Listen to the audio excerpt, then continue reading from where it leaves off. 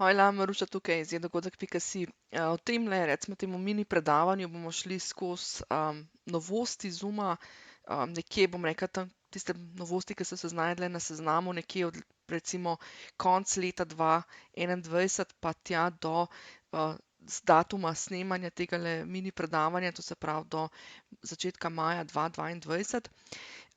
Zdaj, jaz bi vas lepo na tem mestu povabila, ne bom pripravljala tale zadeva bo res kot predavanje oziroma grem samo čez, ne bo video vodič v smislu, da bi kazala nastavitve, da bi kazala v Zoomu, ker če ne bom to pripravljala še pol leta, pa bojo že nove posodobitve v tem času. Skratka, šla bom res samo, nabrali se jih je, mislim, vsaj te, ki sem jih zabeležila, zdajle jih je čez 20, tako da če bi jaz zdajle to pripravljala v obliki nekega video vodiča, pa tako naprej bi trajalo kar nekaj časa, da to pripravim. Povabim vas, predvsem, da greste potem sami tiste zadeve, ki vas zanimajo, pač raziščete na Zoomu, poklikate sami, skratka, tako kot učim na svojih Zoom delavnicah, v bistvu vse te zadeve lahko preklikate sami, delate sami v Zoomu, raziskujete sami v Zoomu.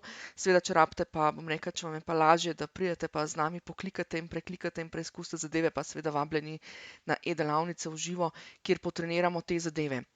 Zdaj, video vodič, oziroma sem rekla, da ni video vodič, ampak tole predavanje, ki ga bom pripravila, sem strukturirala na isti način, kot imam strukturirane e-delavnice, spletni edukator Zoomaj.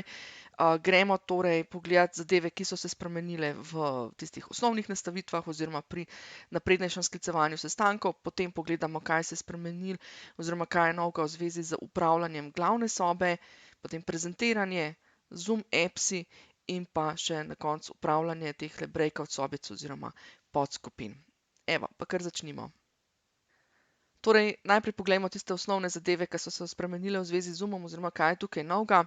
Najbolj sveža zadevica so sestanki 1 na 1, ki so prav tako plačljivi po novem. To pomeni, da v bistvu do 40 minut imate tudi, če ste samo host pa participant noter, to se pravi host pa udeleženec, torej tudi če ste 1 na 1, torej po novem vas tudi v tem primeru čez 40 minut vrže ven in potem ali greste spet nazaj preko istega linka ali pa seveda za bolj profesionalen izgled greste na plačljivo verzijo, ki vam omogoči tudi še marsikaj drugega.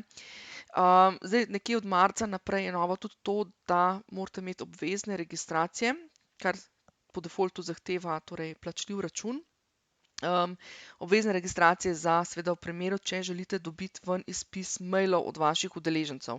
Tako da, če delate kakršnekoli reporte, torej poročila za namene kakršnihkoli projektov, kjer je potrebna, bom rekla, neki spis ven, ta, bom rekla, prisotnost, lista prisotnosti, je vsekakor pač nekako potrebna registracija, ker vam lahko iz prakse povem, da če nimate registracije, pa če date v bistvu delite z udeleženci samo tisti link, ki je za vse enak, je včasih zelo težko identificirati potem ven, kdo je bil, kaj je bil, ne. Vemo, da tudi ljudje se prijavljajo z različnimi računi noter, dostikrat se pohecam, zjutraj je bil mož, popoldne gre na sestanek žena oziroma na Zoom žena, pa imamo potem sestanke oziroma pa imamo potem listo prisotnosti, ki ni urejena in lovimo udeležence. Tako da tukaj res v tem primeru, če rabite oziroma če potrebujete za namen raznih poročanj,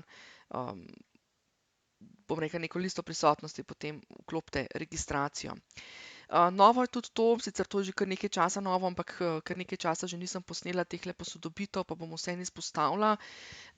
Namreč posodobitve klienta, torej Zoom klienta, tisti, ki ste na delavnicah z mano, veste, imamo Zoom portal pa Zoom klient. Klient je torej naš program na računalniku, ki nam omogoči, da določene zadeve funkcionirajo res tako, kot je treba, ne. In klienta običajno potrebujejo tudi naši udeleženci in največja, bom rekla, ovira do zdaj je bila to, ne, da mi pripravimo delavnico, imamo vse super truper narejeno, naštimamo, ne vem, kaj vse bomo uporabljali, potem pa ugotovimo, da naši udeleženci, kljub temu, da smo jih pozvali, da naj si posodobijo Zoom, tega niso naredili že nekaj časa. Tako da Zoom je tukaj zdaj šel v to, da v bistvu posodobitve klienta so vsiljene na 9 mesecev. Tako da naš udeleženec, zdaj mi kot izvajalci, kot hosti, verjamem, da posodabljamo dokaj redno, naši udeleženci so pa nekako, bom rekla, dobesedno prisiljeni, da če že 9 mesecev niso posodobili tega Zoom klienta, da ga pač posodobijo.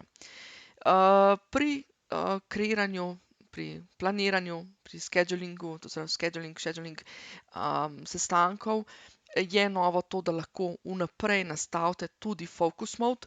Zdaj, o focus modu sem posnela en video vodič čist posebej, dajte si ga pogledati na e-dogodek YouTube kanalu. Focus mode smo rekli, nam omogoča to, da lahko mi vidimo udeležencev, udeleženci pa ne vidijo drugih udeležencev. Skratka, zelo super uporabna varianta za razne edukativne dogodke, kjer pač mi rabimo gledati udeležence, ne želimo ali pa ne vem, ali pa recimo želimo pa omogočati, ne želimo pa, da oni drug drugega vidijo, oziroma jim želimo dati to intimnost, oziroma to intimnost, recimo, da v bistvu ne gledajo, da jih drugi ne vidijo, no. Tako da to se da zdaj že vnaprej, tako da je super varianta, tudi če imate mogoče kakšne bolj webinar variante, bolj marketinške, bolj promocijske, kjer bi vi seveda želeli udeležence videti, da imate tisti občutek, da je nekdo z vami, da ne gledate v črne kamere, ne. Želite pa zagotoviti to, bom rekla, anonimnost, v bistvu lahko potem naredite na tak način, torej, da je focus mode že po defaultu naprej. Skratka, ne ko prihajajo noter, ampak že ko planirate sestank. Nova je tudi knjižnica Pulsov. Puls so ankete, torej Pulse Library, kar pomeni res funkcija, ki smo si jo že kar nekaj časa želeli, pa smo jo do zdaj malo na okol pošmundlali. Gre za to, da v bistvu lahko skreirate ankete. Spet poudarjam, ankete so na plačljivem planu, pa bom tukaj poudarila, no, glede na to, da tudi zdaj 1-na-1 sestanki so plačljivi, oziroma bom tukaj vzela v zakup to, da govorimo o plačljivem planu. Ankete torej so zdaj narejene na tak način, da jih lahko vi pripravite naprej, ne rabite v bistvu na specifični sestank, ampak lahko pripravite eno anketo, 2, 3, kakorkoli, mislim, da jih je do 50 lahko noter v knjižnici, in potem, ko skličete sestanek, lahko izberete, katero anketo bi zraven radi imeli. Tako da super varianta, če imate ponavljajoče sestanke oziroma delavnice, kjer imate vedno neko eno in isto anketo, lahko torej jo pripravite vnaprej, jo imate v svoji knjižnici in potem dodate sestanku, ki ga skličete. Z anketami je novo tudi to, tudi tole je sicer že novo od jeseni 2021. Novo je to, da lahko ankete kreirate tudi na majčkeno bolj advanced način, to se pravi, to so Pulse Advanced, ki so lahko tudi kvizi. Kaj zdaj Pulse Advanced pomeni, oziroma kaj so te napredne ankete? Navadna anketa, ki ste jo najbrž že srečali v Zoomu, je tista varianta, kjer imate v bistvu odgovor single choice ali pa multiple choice. Skratka, en možen odgovor ali pa več možnih odgovorov, medtem ko pri advanced anketah imate na voljo tudi vprašanja v stilu open question, oziroma pač odprto vprašanje, odprti tip, kjer ljudje napišejo nek kratek odgovor. Imate možnost nekega rangiranja, to se pravi, lahko date recimo od 1 do 10, da vam nekaj porangirajo. So tudi neke matching variante, recimo date stolpec A, stolpec B in morajo potem oni med sabo pomečati, to se pravi povezati, katera paše kateremu, in na isti način, to se pravi, zdaj kaj je razlika, če je anketa ali pa kviz. Anketa samo to pomeni, da so pač oddali in poklikali, ste vi dobili kot nek, bom rekla, pregled, kaj oni vejo, oziroma kaj so se oni odločili, medtem ko isto zadevo lahko naredite tudi v obliki kviza, kar pa pomeni, da v bistvu je dejansko pri kvizu obstajajo pravilni in nepravilni odgovori, in se vam pač to beleži tudi na ta način, to se pravi, kaj je pravilno in kaj je nepravilno. Tukaj bi samo poudarila to, Zoom client za Pulse Advanced, to se pravi za napredne ankete, je potrebna posodobitev, mora imeti udeleženci nujno posodobljen Zoom client.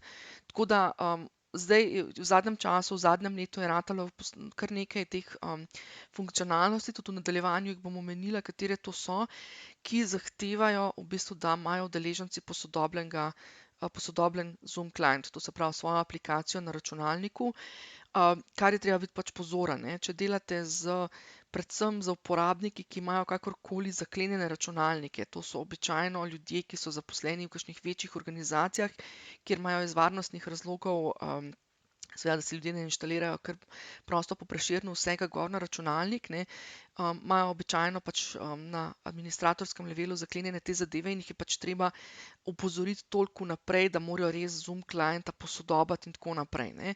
Ker če ne, se bo zgodilo to, da imate udeleženca, zdaj v tem primeru bo pač udeleženec bo Zoom klienta, bo sicer pač lahko prišel noter, ne, mu bo pa, ne bo pa mogel sodelovati.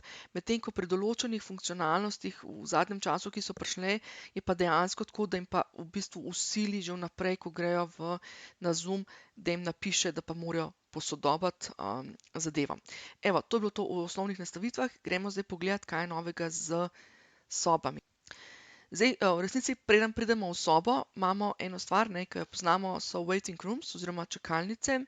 In kar je novega v čakalnicah, spet samo poudarjam, vse te zadeve, ki so vezane na čakalnice in na posodabljanje oziroma na customizacijo, na prilagajanje čakalnice so dosegljive na plačljivem planu. In ena od teh stvari je, po novem date v čakalnico lahko tudi video. Ne, če smo do zdaj smo se zmeraj učili, da tako v čakalnici je samo napis lahko gor, ne, kot da bi dali na vrata nalepko z napisom, da naj še počakajo. Imate zdaj možnost, da dodate noter video, kar pomeni, da ko so ljudje v čakalnici, ko čakajo v čakalnici, jim lahko date neka navodilca ali pa kaj takega, ne, skratka, pač pripravite en tak video, ki jih počaka, da dobijo neke osnovne napotke.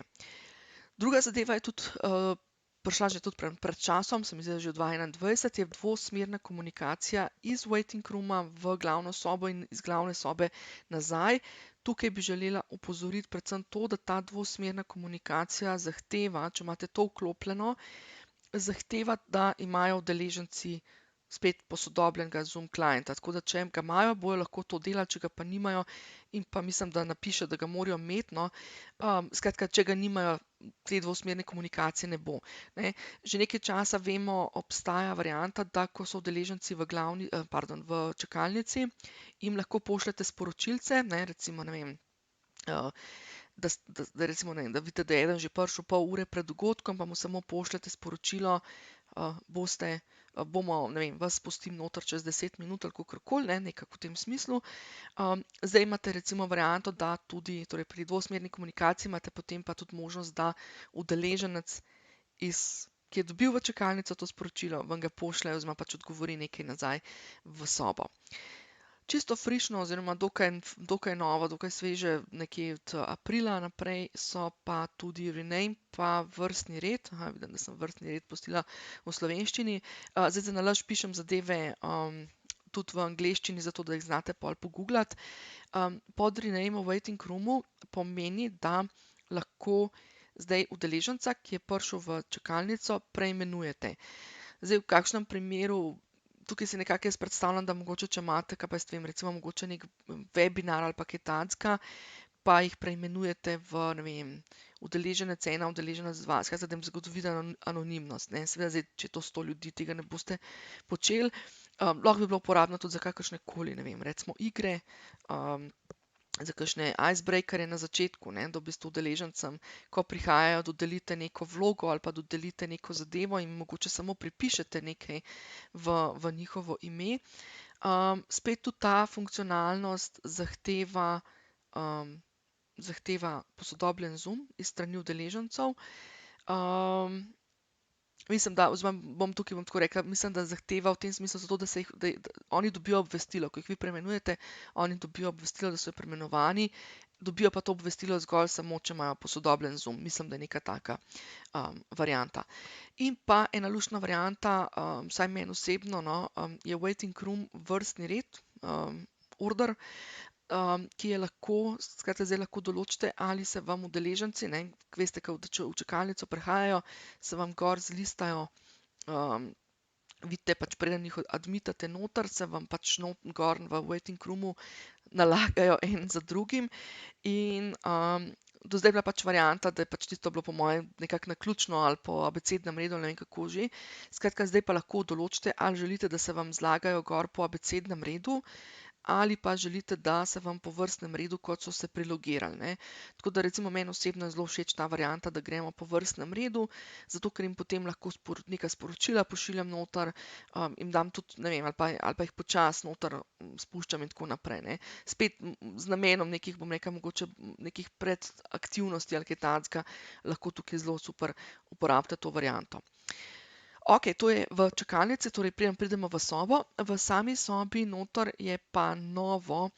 so pa nove non-verbal gestures, to se pravi, to je pa te neverbalne, kako se reče, gesture, v glavnem pač te, gre za to, da v bistvu lahko nastavimo, ful luštna variantica, lahko nastavimo, da udeleženci, če želijo dvigniti roko, ne rabijo iskati po tipkovnici, bom rekla, da klikajo tiste bližnjice za roko dvigniti, pa z miško iskati po tamle na Zoomu, ampak lahko dejansko samo dvignejo svojo fizično roko.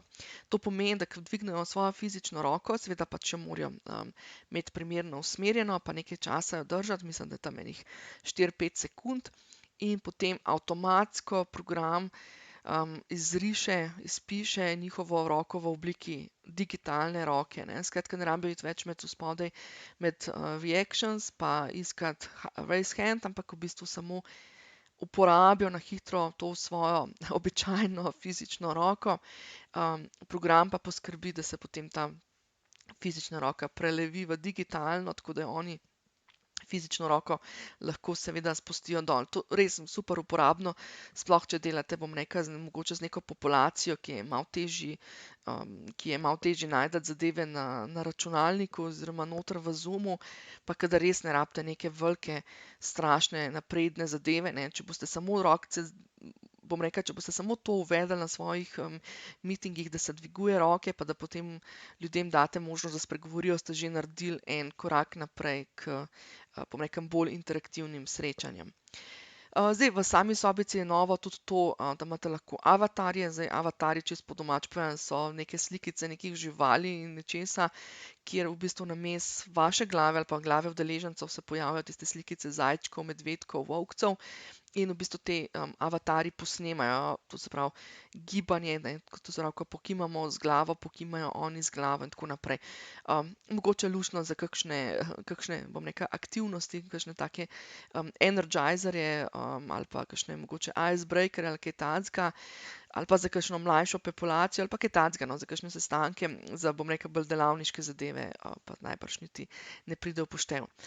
Nova je zadeva, nisem jo kaj dosti raziskovala, ampak tisti, ki se mogoče ukvarjate, da velikokrat smo imeli težave, da so ljudje, ki uporabljajo zvok v profesionalne namene, ali da so to neke zvočne, recimo primer smo imeli zvočne sklede, ne, recimo tudi samo mogoče, ali pa neki zvočni, zvončkljanje recimo za razne, kako naj rečemo, opomnike ali kaj takega vmes, ne. Pa je bila varianta, da je seveda Zoom delal na tem, da je ta zvok zadušil, ker je to zunanji zvok.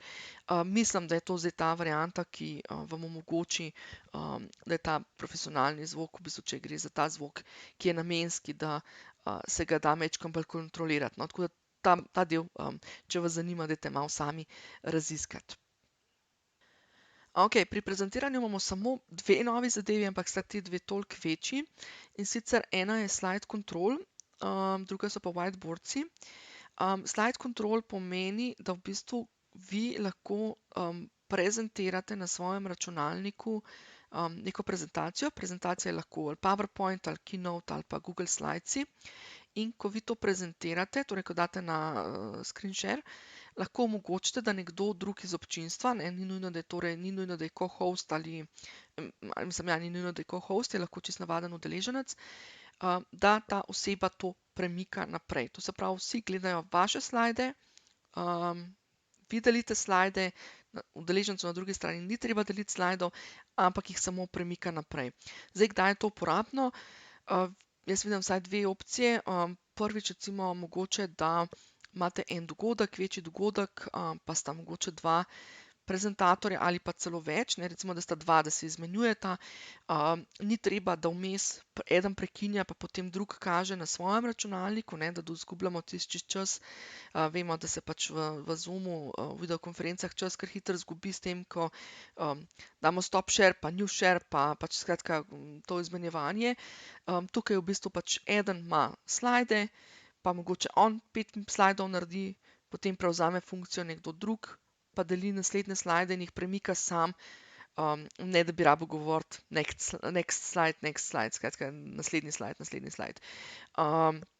Super varianta tudi, kadar imate mogoče večjo konferenco, pa ste zbrali, da je vse skupaj v eni prezentaciji, pa v bistvu samo udeležencem na drugi strani, to se pravi vašemu predavatelju, prezentatorju samo omogočite to, da se premika naprej po teh slajdih, ali pa kadar imate mogoče, bom rekla, na drugi strani, da je nekdo, ki bi moral prezentirati neko daljšo prezentacijo, pa je mogoče manj veš tega handlanja z screen share pa tako naprej, pa se veste, pa pri prezentiranju vemo, kako je tista varianta, da se ljudje hitro izgubijo, ali delijo full screen ali ne delijo full screena, to se pravi, ali delijo celotno prezentacijo, ali delijo tisto, ko se še vedno vidijo slajdi v urejevalnem načinu in tako naprej. Skratka, tukaj poskrbite vi kot hosti za tak profesionalen izgled, date gor slajde, jih šerate in v bistvu samo drugemu omogočite kontrolo. To je ta stvar. Druga stvar so pa whiteboards. Ne jih zamenjati za classic whiteboard. To je namreč whiteboards, so nova funkcionalnost, prišla v konec aprila 2022 in nekako, bom rekla, to so majčkeno bolj napredne bele table, ne. Zdaj, dozdajšnja klasična bela tabla, ki jo še zmeraj najdemo med orodji za prezentiranje, je omogočala samo to, da gor kaj napišemo, natipkamo, sicer tudi kaj narišemo, ni se dalo pa gor delati post-it listkov, nismo mogli dodati nobene slike. Skratka, v bistvu zelo omejena tabla je bila. So sicer na klasični tabli seveda lahko sodelovali tudi udeleženci, ampak zelo, zelo omejeno. Tako da v bistvu mi, bom rekla, v srečanjih na delavnicah in pa na drugih facilitiranih srečanjih, kjer smo potrebovali majčkeno bolj napredna kolaborativna, torej sodelovalna orodja, smo se tukaj posluževali zdaj tabel, zunanjih tabel.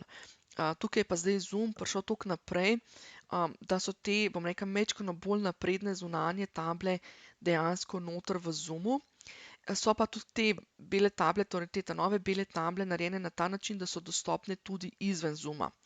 Zdaj, jaz bom na tej točki samo toliko rekla, so bolj napredne, so luštne, ne, recimo lahko praktično zamenjate, če ste do zdaj uporabljali Jamboard ali pa kaj drugega, boste počasi lahko zamenjali s tem, so pa trenutno, no, se pravim, zdaj so, mislim, da 14 dni na voljo, so majčkeno, kako se reče, majčkeno robustne oziroma majčkeno malo težje jih je operirati.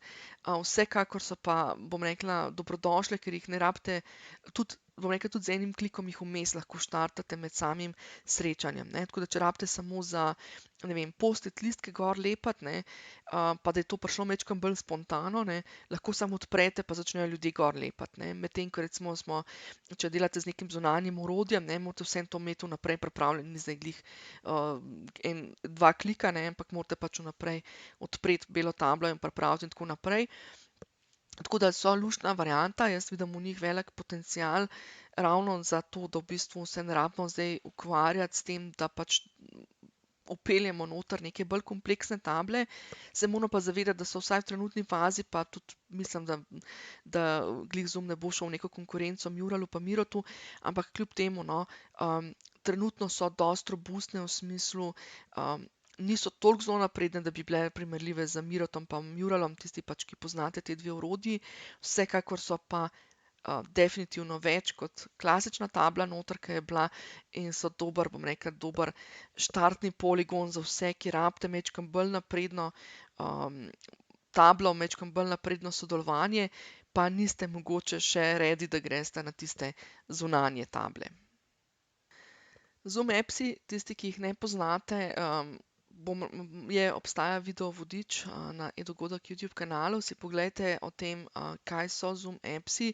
Po domače rečeno, Zoom appsi nam omogočajo, da neke zunanje aplikacije se nam prikažejo znotraj Zooma, ne. Tako da recimo, če si predstavljate, da imate neko, če smo do zdaj recimo najbolj klasična, pa najbolj luštna, pa najbolj uporabna za vse, to se pravi tudi za tiste, ki mogoče ne rabite nekih naprednih aplikacij, je recimo aplikacija Timer. Zoomov timer, tako da Zoomov timer recimo nam omogoča, da imamo zraven ves čas ta odštevalnik časa, zdaj bodisi samo za nas kot predavatelje ali pa tudi za recimo udeležence, in si lahko predstavljamo, do zdaj so bili ti timerji, če smo hoteli timer imeti, smo ga mogli za neke spletne strani uporabiti, pa pač tisto ali sharati ali tam spremljati ali kakorkoli, zdaj pa v bistvu vidimo ta timer lahko neposredno, direktno v sobi in ga iz sobe tudi delimo ven. Tako da v bistvu ravno timer je majčkeno bolj posodobljen, torej ta Zoomov timer, bom rekla, če nobenega drugega appa ne inštalirate, vam priporočam vsaj Zoom timer. Če ne drugega, je priporočljiv, oziroma jaz ga uporabljam tudi na ta način, ko se pripravljam recimo na delavnice, pa ko grem recimo mogoče, ko se pripravljam na čisto neko novo delavnico, s katero še nimam toliko feelinga, koliko časa porabim, si ga recimo kar odprem medtem, to se pravi, grem v Zoom, in si odprem zraven timer in ga imam recimo zraven za backup, zato da vidim, koliko hitro predavam ali kakorkoli, ne. Drugače pa uporabljam tudi super za pavzice, to se pravi v odmoru, da ga date gor, da odšteva čas trajanja odmora. Uporaben je tudi recimo, če imate neke aktivnosti, ne, recimo, da so vsi udeleženci skupaj. Skratka, o tem sem že razlagala v tistem video vodiču. Kar je zdaj novo, je pač ta timerček, da je majčkeno bolj posodobljen, ima nekaj dodatnih funkcionalnosti, tako da se lahko poigrate. Kar je novo za Zoom apps, je tudi to, da zdaj ni več potrebno za aplikacije, ki so, bom rekla, na voljo kot, bom rekla, public, javno na voljo. Med njimi so tudi torej Timer, Mural, Miro, to so pravi te klasične, najbolj uporabne za facilitirane procese.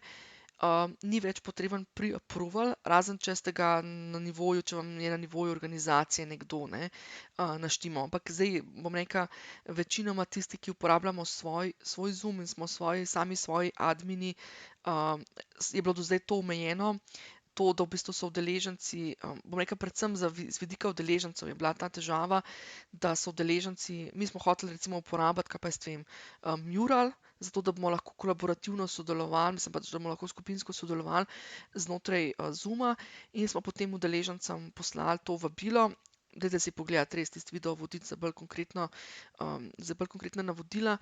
Ampak kar hočem reči tukaj je predvsem to, da je bil takrat majčkeno bolj kompleksen proces, ker so oni mogli tam odklikati neke zadeve, no, skratka tega zdajle od konca aprila ni več potrebno, tako da je majčkeno lažji proces, proces je majčkeno bolj hitrejši, lažji, manj kompleksen, bi se reklo. Kar je novo iz Zoom apps, je tudi to, da so na voljo tudi v breakout sobah, kar pomeni, da če uporabljate, ne vem, bom zdaj dala primer Timer ali pa Mural ali pa Miro, tisti, ki uporabljate, boste razumeli, za kaj gre, ga lahko zdaj tudi uporabite v breakout sobah, ne. Skratka, pošljete udeležence v breakout sobe oziroma odprete jim Mural preko Zooma, v Zoom appsih v Zoomu, neposredno noter, jih pošljete v breakout sobe in bojo oni v breakout sobah lahko delali direktno noter v Zoomu, ne. Skratka, jih ne rabimo na Mural ali Miro ali pač na neke te zunanje table pošiljati izven Zooma, ampak so lahko direktno v Zoomu in direktno v Zoomu, tako kot da bi na belo tablo v Zoomu lepili neke zadeve. Tako da super uporabno, no, se pravim, predvsem za neke, bom rekla, bolj kompleksne, facilitirane procese, za procese, ki res želite čim bolj udeležence vključiti. So pa definitivno te Mural in Miro majčkeno bolj oziroma kar precej bolj napredne table od tistega, kar sem prej omenila pri prezentiranju in pri pač novih belih tablah. In še zadnja stvar v Zoomu, to so pa breakout rooms oziroma skupinice, sobice, kakorkoli jim že rečemo. Ena novost je, pa je kar že nekaj časa, no, ampak jo bom vseeno omenila na tem mestu, je to, da po novem lahko šerate v breakout sobe tudi iz glavne sobe, ne. Recimo, če imate, mi super to uporabimo recimo pri speed datingu, mislim pri vajah, kjer delamo po protokolu speed datinga, da v bistvu nov krog najavimo na ta način, da šeramo tablo v breakout sobe. In pač piše potem zamenjajte se ali pa nov krog ali pa kaj takega. Da se šerati tudi, to se pravi, da se šerati torej iz glavne sobe prezentacije in pa zvok, ki je na računalniku, ne. Tako da ne moramo se oglasiti pa reči, dajte zamenjati sobice ali pa karkoli, ne. Ampak lahko samo bodisi šeramo na ta način, da šeramo noter tablo in pa zvok, ki ga imamo na računalniku, ne. To pa zavedati se moramo, da seveda, ko mi začnemo noter šerati, to pomeni, da njim neha, da vsem udeležencem prekine šeranje ekrana. Druga zadeva, ki je dokaj nova, je create, rename and add room after launch. To pomeni, da v bistvu tudi že, ko ste odprli sobice, to se pravi recimo, da ste že dali open all rooms, ljudje so že po sobah, pa ste pogruntali, da rabite eno sobo več, ali pa da bi sobe radi kaj preimenovali, ali pa da bi eno od sob še nekaj spremenili ime, ali pa karkoli, no, v tem smislu. Je možno zdaj tudi potem, ko ste že launchirali sobe oziroma odprli sobe, je pa tukaj en hakelc, in sicer, da morate to, vam more vklopiti Zoom. To se pravi prav Zoom kot podjetje Zoom. Ne morete tega samo vi, kar pomeni, treba je na Zoom support poslati prošnjo, request ticket, da prosite, da vam vklopijo to funkcionalnost, in ta funkcionalnost tudi zahteva, da imate, da je posodobljen Zoom, no. Mislim, da celo tudi na strani udeležencev, no. Tako da tukaj moram priznati, jaz tele funkcije še nisem vklopila oziroma sem ravnokar dala request, da mi jo vklopijo, tako da kaj več kot to niti ne znam povedati. Znam pa povedati to, da se mi zdi blazno uporabna, ker vem, da je to ena od stvari, ke nekako, bom rekla, udeležence oziroma, bom rekla, ke hoste, sploh tiste, ki želijo uporabljati te sobice, večkrat, kako naj rečem, malo ziritira, ne, ker reče, ke bom pa odprl, pa bojo že po sobah, pa nimam več časa nič karkoli popravljati, ne. Ker vemo, da udeleženci, ke pridejo v sobe, ne začnejo takoj v isti minuti ali pa v isti sekundi, ke not pridejo, še niso v akciji, pa bom rekla, se še pozdravljajo pa tako naprej. In imamo takrat kot izvajalci bi imeli še čas, da karkoli popravimo ali karkoli spremenimo, ampak v trenutni verziji, torej če nimamo vklopljenega tega, je vse zafiksirano, ne. Skratka, ne moremo renamati, ne moremo dodajati sob in tako naprej. Tako da če čutite, da je to uporabna funkcija, dajte si jo vklopiti, pišete na Zoomu, tam v svojem Zoom accountu imate gumbek za chat z Zoomom, pa napišete tja, da želite to, da vam vklopijo. Super varianta je tudi Safe Breakout Rooms.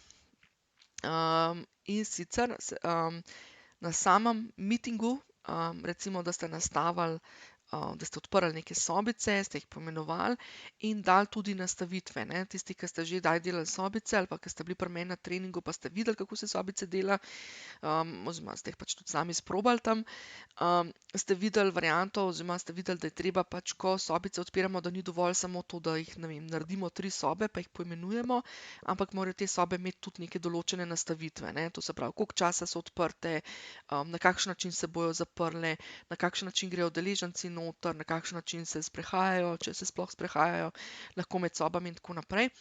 In to je en delček, ke nam ponavadi kar vzame kar nekaj časa, ne vem, 2-3 mislim, kar kakšno minutko časa, sploh če nismo na začetku, ko nismo zvežbani, ke moramo še mogoče brati, kaj kakšna stvar pomeni, pa nam vzame to kar nekaj časa, je tukaj zdaj pač ta funkcija, ki je zelo dobrodošla, skratka, da vse te nastavitve sobe v bistvu imate že spravljene in v bistvu, ko sestanek odprete, so pripravljene že te sobe, plus imajo te sobe tudi že te nastavitve.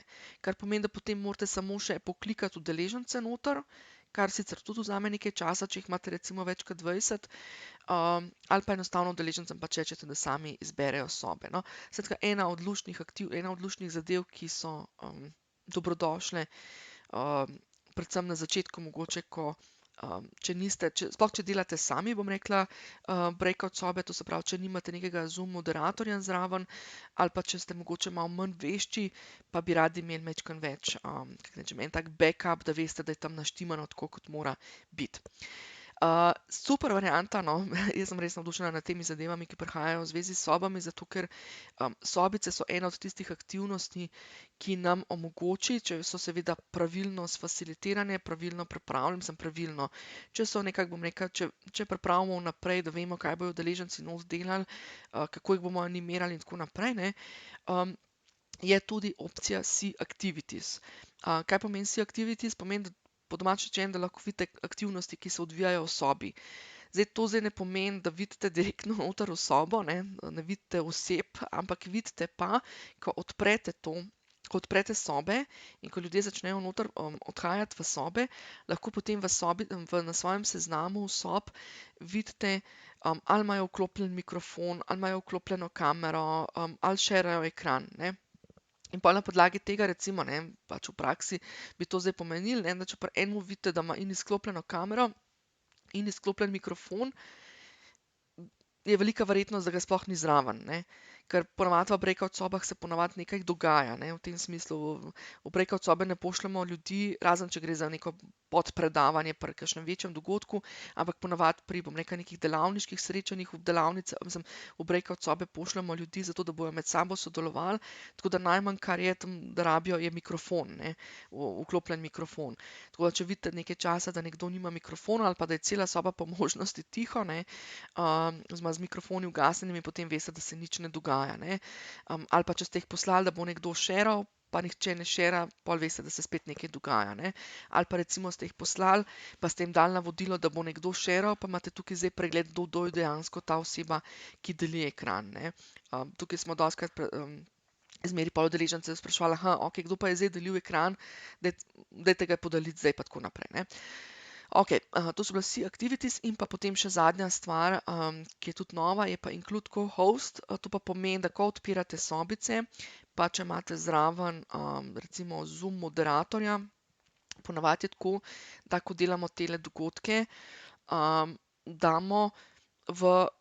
damo Zoom moderatorja, je običajno praksa, da damo Zoom moderatorja v vlogo hosta, predavatelj ali pa, bom rekla, tisti, ki je pač nek glavni vodja dogodka, v smislu tisti, ki vodi dogodek, ki moderira sam dogodek v smislu moderiranja nastopanja, ne, je pa ponavadi v vlogi co-hosta, zato ker je pač host vloga višja in omogoča nekaj več zadev kot pa vloga co-hosta. In potem se kaj zgodi, ne, da ko v bistvu tale host recimo odpira sobe, je bilo dostikrat zdaj tako, da pač je co-host avtomatsko bil prištet kot udeleženec zraven in je šel in smo ga poslali v neko sobo, ali smo ga mogli pa na roke odstraniti, preden smo sobe odprli, ne. Saj pri manjših dogodkih, ke imaš enega co-hosta, to niti ni problematično, že hitro to narediš. Mogoče pri večjih dogodkih ali pa pri dogodkih z več co-hosti, pa hitro to rata majčkeno bolj konfuzno. Tako da je zdaj super varianta, da ko odpirate sobice, vas vpraša, če želite zraven poslati tudi co-hoste ali želite, da pač co-hosti ostanejo neassignani, torej nevpisani zraven. Tako da to je tudi ena super variantica, ki še dodatno olajša pri dogodkih, kjer je več Zoom moderatorjev oziroma kjer je več izvajalcev.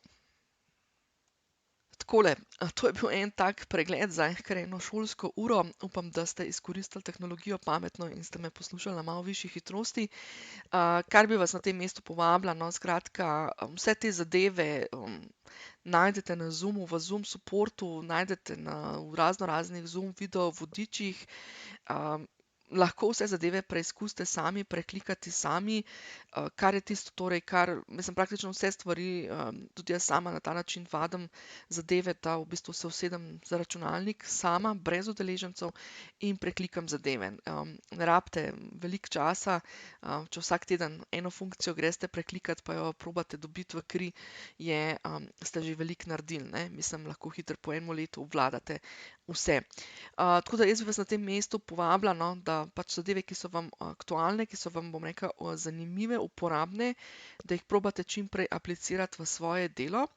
Zdaj seveda pač, tako kot sem rekla, lahko preklikate sami, lahko pridete na razne Zoom delavnice, kjer skupaj klikamo. Zdaj nekatere so na voljo, bom rekla, čisto ločeno kot samostojne delavnice, spletni edukator Zoomaj, kjer dejansko gremo samo s tem tehničnim treningom skozi. Seveda pa, tako kot vedno rečem, samo zoomanje, ne, torej sama orodja so orodja. Ravno zadnjič sem se pohecala, sem rekla, lahko imam v kuhinji 24 novih loncev, ker sem pač omenjala, oziroma 23 je bilo takrat, 23 novih nastavitev, 23 novih loncev v kuhinji, pa če ne vem, kaj s njimi početi, če ne znam kuhati, mi noben lonc nič ne nuca, ne, če tako po domač povem, ne. Tako da tukaj gre predvsem za to, no, da ko pripravljamo dogodke, videokonference, kjer želimo, da je več kot samo enosmerno predavanje. Zdaj, enosmerno predavanje, veste, da je zelo enostavno. Usedete se pred Zoom, odprete prezentacijo, šerate, govorite 1 uro in to je to, ne. Ampak to je enosmerno predavanje, za moje pojme nima neke dodane vrednosti, ker je pol čisto vseeno, če bi vi to posneli. Skratka, če ni bilo neke interakcije, ki je nekako, bom rekla, načrtovana, nekako strukturirana in tako naprej, potem je to pač, bom rekla, samo predavanje, tako kot ga imam zdajle, tegale jaz. Tako da za vse, ki želite, bom rekla, svoje veščine, bom rekla, nadgraditi oziroma ki res želite zoomati, na ta način, ne, da imate, da so vaše delavnice ali pa neka skupinska srečanja res interaktivna, bom rekla, na nek suveren, samostojen način, ne, potem, res vabim, da nadgradite svoje veščine facilitiranja. Skratka, da tukaj govorimo potem o veščinah spletnega facilitiranja, kjer je pač seveda treba poznati tudi določene zakonitosti in več o tem si lahko v bistvu pogledate tudi v brezplačnem predavanju. Še eno mini predavanje je pa precej krajše kot tole, kar sem zdajle imela. Najdete na edugodek.si pošiljnica facilitiraj oziroma facilitiraj. In si pogledate, v bistvu, kaj so tiste stvari, tiste 4 stvari, ki so pomembne za to, da imate dogodke, bom rekla, na majčkeno višjem nivoju oziroma, da so tako, kot da smo v živo, ker konec koncev smo v živo. Tako da, hvala za pozornost, pa prijetno e-dogodkanje.